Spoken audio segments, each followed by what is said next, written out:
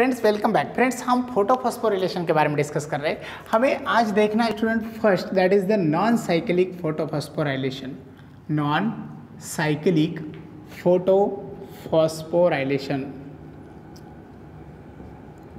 Photophosphorylation अभी non cyclic photophosphorylation क्या है स्टूडेंट, यानी कि हमें एटीपी सिंथेसिस करना है और जो एटीपी सिंथेसिस हम कर रहे हैं उसी के लिए नॉन साइक्लिक मैनर से इलेक्ट्रॉन के एनर्जी को यूज़ कर रहे हैं। सबसे फर्स्ट स्टूडेंट हमें पता चलता है नॉन साइक्लिक फोटोफॉस्फोरिलेशन के अंदर हमें दो डिफरेंट टाइप के फोटो सिस्टम्स देखना है और जो फोटो सिस्टम्स हमें देखना है उसी के अंदर फर्स्ट फोटो सिस्टम है जो 700 नैनोमीटर वेवलेंथ दिखाती है और जो सेकंड फोटो सिस्टम है स्टूडेंट जिसे हम जानते हैं 680 नैनोमीटर के साथ। तो चलो इसी फोटो सिस्टम को लेकर हमें डिस्कस करना है किस प्रकार से एटीपी और एनर्जी प्रोड्यूस होती है नॉन साइक्लिक पाथवे से और फोटोसिंथेसिस रिएक्शंस के अंदर इसी रिएक्शंस को किस प्रकार से कंप्लीट किया जाता है। तो सबसे फर्स्ट हमें देखना है कुछ पिगमेंट्स। जो फर्स्ट पिगमेंट है जिसे हम कहेंगे क्लोरोफिल पिगमेंट, जो क्लोरोफिल ए के नाम से जाने जाते हैं।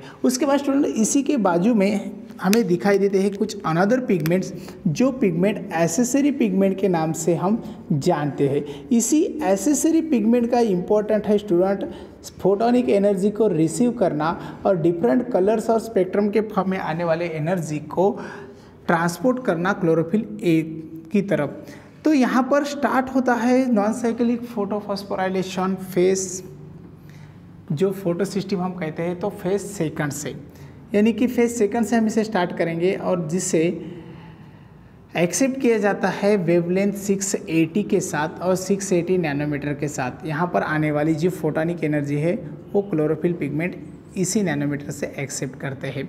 ठीक है, अभी देखो जो फोटोनिक एनर्जी आ रही है स्टूडेंट वो एनर्जी सनलाइट के साथ है। अभी टोटल एनर्जी ट्रांसपोर्ट हो चुकी है क्लोरोफिल ए की तरफ और जब क्लोरोफिल ए की तरफ एनर्जी ट्रांसपोर्ट होती है तो क्लोरोफिल ए एक्साइट स्टेट से सीधातर इलेक्ट्रॉन को एजेक्ट करता है। अगर इलेक्ट्रॉनिक एनर्जी एजेक्ट हो रही है तो उसी इलेक्ट्रॉनिक एनर्जी को एक्सेप्ट करने के लिए वहाँ पर प्रेजेंट है प्राइमरी इलेक्ट्रॉन एक्सेप्टर, जिसे हम PEA के नाम से जानते हैं। अभी देखो यहाँ पर इलेक्ट्रॉनिक एनर्जी लॉस इजेक्ट हो चुकी है। इजेक्ट होने के बाद उसे एक्सेप्ट किया है प्राइमरी इलेक्ट्रॉन एक्सेप्टर ने। उसके बाद यही एनर्जी सीधा ट्रांसपोर्ट होती है स्टूडेंट नेक्स्ट इलेक्ट्रॉन एक्सेप्टर की तरफ, जिस इलेक्ट्रॉन एक्सेप्टर को हम अलग एक नाम देते हैं जिसे हम PQ के नाम से जानते हैं। PQ यानी कि प्लास्टोक्यूनाइन। ठीक है, अभी प्लास्टोक्यूनाइन की तरफ एनर्जी आ चुकी है। प्लास्टोक्यूनाइन सीधा एनर्जी ट्रांसपोर्ट करता है नेक्स्ट एक्सेप्टर की तरफ और जो नेक्स्ट एक्सेप्टर है वो हमारे लिए थोड़ा इंपॉर्टेंट है। अभी एक्चुअली नेक्स्ट एक्सेप्टर जिसे हम कहते हैं साइटोक्रोम कॉम्प्लेक्स, और इसी साइटोक्रोम कॉम्प्लेक्स की तरफ एनर्जी आ चुकी है।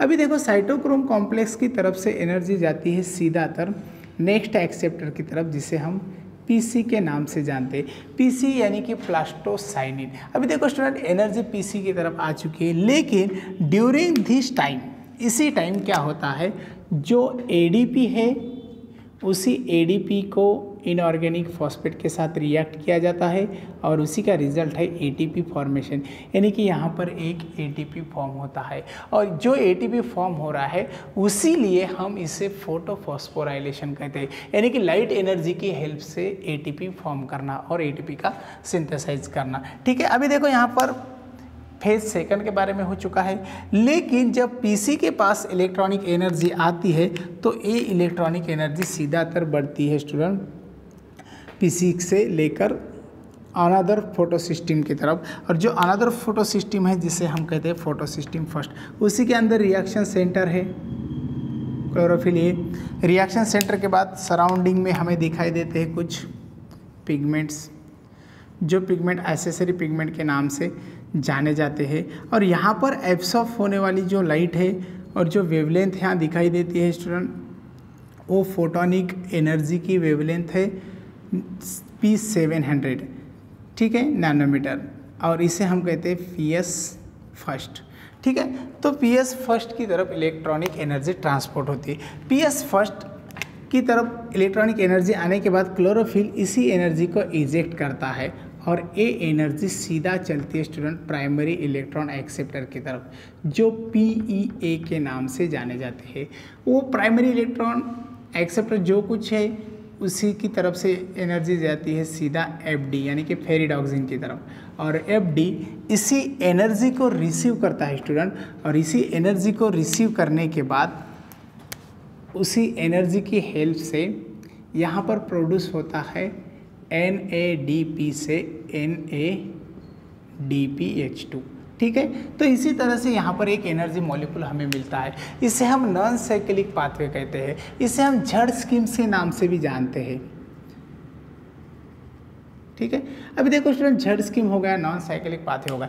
Electronic energy chlorophyll A of the phase second से रन हो रही है, जो फेज फर्स्ट तक, और उसके बाद सीधातर एनर्जी मॉलिक्यूल के लिए यूज़ हो रही है। तो इसी तरह से एक बार इजेक्ट हुए वाली इलेक्ट्रॉनिक एनर्जी कभी रिवर्स नहीं आती है क्लोरोफिल A की तरफ ऑफ द फेज सेकंड के, तो इसीलिए हम इसे नॉन साइक्लिक पाथवे कहते हैं। अभी एक्चुअली देखो स्टूडेंट, यहाँ पर और एक इम्पॉर्टेंट बात है, ये प्रोसेस जो चल रही है वो कहाँ पर चल रही है? ये प्रोसेस चल रही है inner membrane space of the thylakoid. ये जो है थाइलेकॉइड का रीजन है और प्रोसेस चल रही है यहाँ पर, इसे हम कहते हैं inner membrane space of the thylakoid. यहाँ से FD जो एनर्जी दे रहा है वो सीधातर एनर्जी दे रहा है यहाँ पर, और यहाँ पर प्रेजेंट है एक एंजाइम जिसे हम कहते हैं nitrogen reductase, sorry NADP reductase, NADP reductase. और जो NADP रिडक्टेज एंजाइम है वो एनर्जी रिसीव करने के बाद NADP को NADPH के अंदर कन्वर्ट करता है, NADP को कन्वर्ट करता है NADPH2 के अंदर, और जब NADPH2 के अंदर कन्वर्जन हो जाएगा तो हमें वहाँ पर एक एनर्जी मॉलिक्यूल मिलता है। उसके बाद यहाँ पर देखो स्टूडेंट, जो इनर मेम्ब्रेन स्पेस का एरिया है और जो इनर साइड है इनर मेम्ब्रेन की, यहाँ पर एक कॉम्प्लेक्स प्रेजेंट है, और जो कॉम्प्लेक्स फोटोलाइसिस ऑफ वाटर के नाम से जाना जाता है। यही कॉम्प्लेक्स की हेल्प से क्या होता है, वाटर का फोटोलाइसिस होता है। अगर यहाँ पर वाटर का फोटोलाइसिस हो रहा है स्टूडेंट, तो वो वाटर किस प्रकार से यूज़ किया जाता है? अभी देखो यहाँ पर H2O है, उसे फोटोलाइसिस किया, फोटोलाइसिस करने के बाद 2 इलेक्ट्रॉन, उसके बाद H2, H+ और H+ यहाँ पर फॉर्म हो चुके हैं, और जो अनदर स्ट्रक्चर और अनदर प्रोडक्ट मिल रहा है ऑक्सीजन, जिसे हम नेसेंट ऑक्सीजन कहते हैं, और उसे हम बाय प्रोडक्ट भी कहते हैं।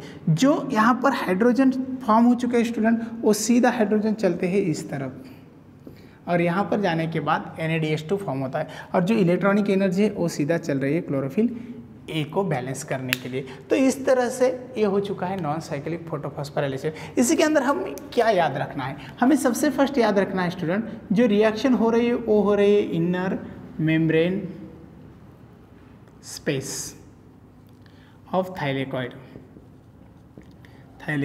ठीक है। उसके बाद स्टूडेंट सेकंड, इसी के अंदर हमें ATP भी मिल रहा है, और उसके बाद हमें मिल रहा है NADPH2, ठीक है। उसके बाद थर्ड हमें याद रखना है, दोनों सिस्टम्स यहाँ पर इन्वॉल्व है, means both photo systems are involve, ठीक है। उसके बाद और एक इम्पॉर्टेंट बात यहाँ पर याद रखनी है स्टूडेंट, यहाँ पर वाटर का फोटोलाइसिस भी हो रहा है, वाटर फोटोलाइसिस भी हो रहा है, ठीक है। Water photolysis also takes place, ठीक है। अभी देखो स्टूडेंट, ये हो चुका है फोटोफॉस्फोराइलेशन, जो नॉन साइक्लिक पाथवे हमने यहाँ पर एक्सप्लेन किया है। और फोटोसिंथेसिस प्रोसेस के अंदर नॉन साइक्लिक पाथवे के जो प्रोडक्ट है स्टूडेंट, वो प्रोडक्ट अभी स्ट्रोमा रीजन के अंदर वहाँ पर हमें NADPH2 के फॉर्म में मिलते हैं, और यही NADPH2 यूज़ किया जाता है डार्क रिएक्शन के अंदर। यानी कि जो रिएक्शन यहाँ पर हो रही थी साइक्लिक पाथवे, वो लाइट रिएक्शन थी, और इसी का प्रोडक्ट यूज़ किया जाता है डार्क रिएक्शन के लिए, ठीक है। तो इस तरह से हमने यहाँ पर नॉन साइक्लिक फोटोफॉस्फोराइलेशन के बारे में डिस्कस